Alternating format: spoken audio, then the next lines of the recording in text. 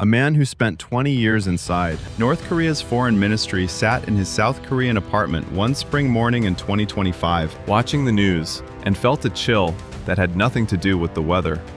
When Caracas fell overnight, he didn't see a distant geopolitical event. He saw a mirror. Today, he shares what that morning revealed about the world's most closed regime and why the fear it triggered in Pyongyang makes 25 million North Koreans less safe right now. Join us in standing up for human rights. Subscribe to hear more stories of freedom. It's been several years since I left North Korea. I'm living somewhere in South Korea now, quietly, almost normally. But one habit I just can't shake.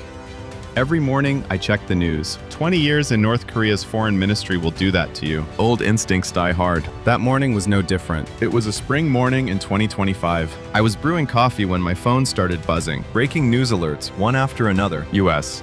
Special forces enter Venezuelan capital Caracas. Presidential palace falls within 24 hours. President Maduro, missing. Regime reportedly collapsed. I thought I'd misread it. I rubbed my eyes. Read it again. Same thing. No prolonged battle. No revolution rising from the streets. The capital just fell in a single day. And the man who'd been in charge was gone. How is that even possible? I didn't realize I'd said it out loud. 20 years as a diplomat. I'd seen coups, revolutions, wars, but nothing like this. Something about it sat differently. Something heavy pressed against my chest. No resistance.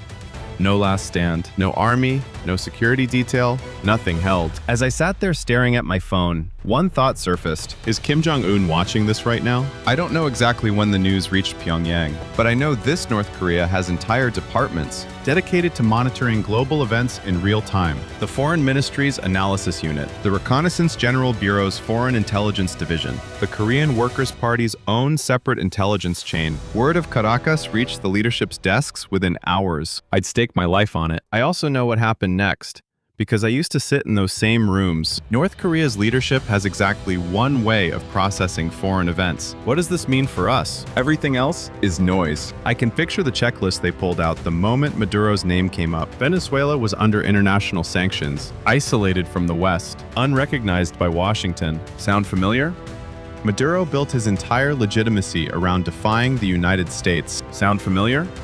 He held power for decades, crushed opposition, never let go. Sound familiar? And underneath it all, the economy was rotting. Living conditions had collapsed. The people had turned their backs on him years ago. That's where I pause. Most of you probably know by now how hard life is for ordinary North Koreans. Ration systems broke down long ago. The Jangmadang think of it as an informal street, market that's where most people scrape together a living. Day by day, economic collapse, a population losing faith in its government. Sound familiar? Kim Jong Un knows. He knows better than anyone. So when that intelligence report landed on his desk, I can tell you what ran through his mind. What happened to Maduro could happen to me. He'd never say it out loud. In North Korea, a leader showing fear is an act of self-destruction, but actions don't lie. Watch what Pyongyang did after that day, and the calculation becomes obvious. I learned something during my years in the foreign ministry. North Korea's leadership has two fears above all others: military threat from outside and fractures forming within. Maduro's fall hit both at once. Not a war, a surgical strike, not rebellion, collapse from the inside. And at the end, his own military didn't protect him. I seriously doubt Kim Jong Un slept that night. There's a word that used to change the atmosphere in every room the moment it was spoken. Not war. Not invasion, decapitation. When that word came up in meetings, something shifted. Voices dropped. Eye contact disappeared. Some people refused to even say it. Decapitation strike. The idea is simple. You don't fight the army. You don't bomb cities. You take out the one person at the top. North Korea is built around a single individual. Every order flows downward from one source. If that source disappears, the entire system freezes. Who gives the next command? Who does the military answer to?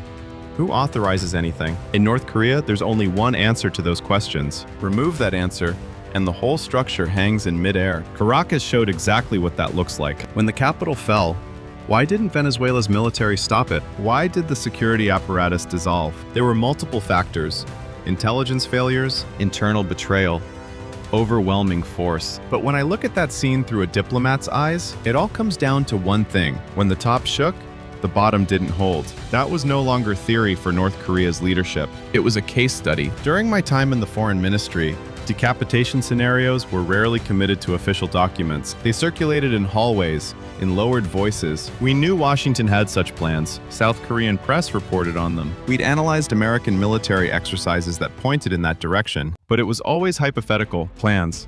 War games, simulations. Then, Caracas happened. Special forces on the ground. A leader vanishing. The simulation ran live. When a contingency plan becomes reality, fear doesn't just grow, it transforms. I know exactly what changed in Pyongyang after that day. Maduro didn't have nuclear weapons. That one sentence. I've spent a long time thinking about what it must have sounded like inside Kim Jong Un's head. Venezuela had oil wealth. A military that was, on paper, formidable. Decades of experience standing up to American pressure. And it fell in a day because it had no nuclear deterrent. I watched this from inside the foreign ministry for years. North Korea's nuclear program always looked like a negotiating tool from the outside. Leverage for sanctions relief. A card to play at the table. But that wasn't how it was talked about on the inside. The nuclear program isn't a bargaining chip. It's the only guarantee we have. The first time I heard that, I thought it was an exaggeration, political posturing. After Caracas, it didn't sound like posturing anymore. Here's something many of you may remember. Muammar Gaddafi of Libya. In 2003, he made a decision. He abandoned his nuclear weapons program, opened up to the West, worked toward normalization with Washington. It looked for a moment like it might work. 8 years later, when his own people rose against him, the West backed the rebels. NATO aircraft bombed his forces. Gaddafi was killed, captured and killed, not far from a drainage ditch. 8 years after giving up his nuclear program, North Korea's leadership never forgot that image. During my time in the foreign ministry, Gaddafi came up more than you'd expect. Not in official reports, in conversations. He gave it up. And look what happened to him. That single lesson explains more about North Korea's nuclear negotiations than any diplomatic framework ever could. And now, Maduro, Gaddafi, then Maduro. Leaders who faced the United States without nuclear weapons. One pattern, told twice. One occurrence is chance. 2 is a trend. 3 is a rule. Kim Jong Un's name could be next on that list. That fear, that specific, calculating fear, is the real reason. North Korea will never surrender its nuclear program at the negotiating table. Analysts say tighter sanctions will force the issue. That economic incentives will bring North Korea to the table on denuclearization. They're looking at the wrong currency. No matter how bad the economy gets, the nuclear program isn't on the table because for North Korea's leadership, it's not a weapon. It's the reason they're still alive. With nuclear weapons, Washington keeps its distance. Without them, Gaddafi, Maduro. Next, that spring morning in Caracas, that single line of breaking news didn't shake Kim Jong Un's resolve. It hardened. I'll never forget the first time. I watched South Korean news coverage of a presidential impeachment. I thought I'd misunderstood. I knew the word impeachment remove a leader from power. That part I understood. What I couldn't process was what came after. The president stepped down, and the banks stayed open. Buses ran on schedule. Grocery stores had full shelves. People went to work. Children went to school. The country kept moving. I sat in front of that screen for a long time. For someone raised in North Korea, this wasn't just surprising, it didn't compute. My head understood it. My gut refused to accept it. In North Korea, the leader is the state. That's not a metaphor. That's what you're taught from the day you can speak. We exist because the great leader exists. Under the general's guidance, we are one. These weren't slogans that stayed on the walls. They were the air you breathed, at the dinner table, in school, at work. So for North Koreans, the leader vanishing doesn't mean a political transition. It means the sky is falling. When Kim Il-sung died, the grief wasn't entirely performance. There was genuine terror underneath it. What happens to us now? Fear dressed itself as mourning. That's what decades of conditioning looks like. But South Korea was different. A president was impeached. The Constitutional Court issued a ruling. A new election was held. A new president took office. And none of it broke anything. The politics shook. The people's daily lives didn't. I think this is one of the scenes Kim Jong Un least wants to think about. Because the moment it makes sense to him, he's admitting that everything he's built, every layer of fear, every whisper warning that without him, everything collapses, is a lie. A leader can leave, and the country goes on. In any functioning democracy, that's elementary. The system outlives the individual. Institutions outlast people. In North Korea, thinking that thought is treason. Adjusting to South Korea took time, in ways I didn't expect. Watching people criticize the president on television, my instinct was to flinch. Are they going to be all right? Nothing happened. They showed up to work the next day. They kept talking. That's what freedom feels like when you're learning it for the first time. Not a revelation, a slow rewiring. And here's what I believe: Kim Jong Un doesn't just fear South Korea's military alliance with the United States. He fears this, the quiet, undeniable proof that a country works fine without any single person holding it together. That truth understated. Unarmed does more to threaten the North Korean system than any weapon. After Caracas, it became difficult to track exactly what changed inside North Korea. The country doesn't announce those things, but enough defector testimonies exist to sketch the outline. Cell phone crackdowns intensified. In North Korea, a phone is a window to the outside. Chinese dramas, South Korean films, foreign news, smuggled on USB drives, passed hand to hand. These things quietly rewire how people think. Kim Jong Un knows. He's always known. That's why enforcement got harsher, and the penalties for getting caught got heavier. The connection to Caracas isn't subtle. Maduro's fall didn't come from outside alone. It came from a population that had stopped believing, an economy in freefall, a military that, in the final moment, decided the man wasn't worth protecting. Kim Jong Un watched that process unfold, and he recognized the seeds of it growing in his own country. Cutting off information is how you keep those seeds from taking root. The purges continued as well. That's not new.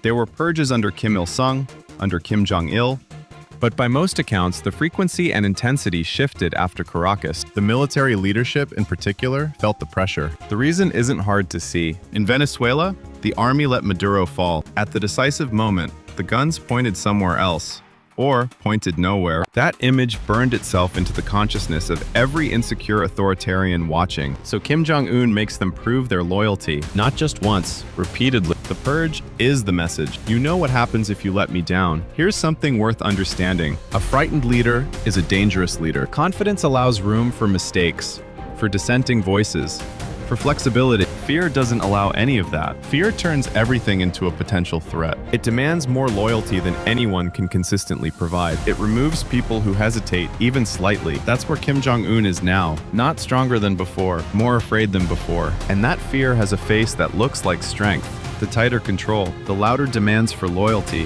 the walls going higher. I lived inside that fear. Not at the top, but deep enough to feel it. Every word I chose at work was measured. Every report I filed was reviewed against the question, could this be misread? Could this come back on me? That fear doesn't only flow downward. The higher you rise, the heavier it gets. The man at the top carries the most of it. Maduro's fall didn't make North Korea stronger. It made Pyongyang more afraid. And fear, when it has that much power, has a way of tightening around everything it touches. That morning, after I read those alerts, I sat there for a long time. My coffee went cold. I looked out the window. An ordinary South Korean morning. People heading to work. A mother walking her child to school. A man outside a convenience store, coffee in hand. Everything moving as it always does. I should have felt something like relief. A government like Maduro's was gone. A system built on fear and isolation had collapsed. But relief wasn't what came, because I know how Kim Jong Un read that same headline. People facing something terrifying tend to go one of two ways. Some change. This can't continue. There has to be another path. Others dig in. This means we have to press harder, lock down tighter, trust no one. Kim Jong Un went the second way. I'm certain of it. I think about the people I worked with in the foreign ministry. Sharp people, perceptive people, people who followed international news closely enough to know something was wrong with the system they were serving. Not one of them said it out loud. None of them could. They're still there, most likely, choosing every word, adjusting every report, reading the room before speaking. I left. The night I crossed the Tumen River, I remember the water, cold enough to make my legs go numb. My whole body was shaking. I kept looking back over my shoulder, convinced I could hear footsteps that weren't there. When I reached the other bank, when my feet hit Chinese soil, I dropped to my knees. I cried. I don't entirely know why. I wasn't sure if it was relief or terror or grief over everything I'd left behind. Probably all three. The tears didn't wait for me to figure it out. Life in South Korea is different in ways that still catch me off guard. I can eat what I want, say what I think, leave a light on at night, and read until I fall asleep. And no one says a word. That sounds modest. For most people here, it is. For me, it still feels like something that could be taken away. The nightmare didn't end when I crossed that river. The people I left behind are still there. Names I won't say here. People whose whereabouts I don't know. When I think about what my disappearance might have meant for them, sleep doesn't always come. I thought about them again, reading about Caracas. I heard that after Maduro fell, people came out into the streets of Venezuela and wept. Not from grief, from relief. Will there be a day like that in North Korea? I don't know. I genuinely don't. No one can tell you when or how, but I know one thing. No matter how tightly Kim Jong Un locks things down, no matter how many walls go up, how many phones get confiscated, how much fear gets manufactured and distributed, you cannot control what takes root inside a person. The desire to be free, the wish for a life that isn't defined by fear, the simple longing to sit with your family and laugh without looking over your shoulder. Those things, once they've started growing, don't stop. I turned back to the window. The South Korean morning was still there, quiet, unhurried. I picked up my cold coffee and took a sip, and under my breath, I said one word, hold on. Whether I was saying it to the people back there or to myself, I still don't know.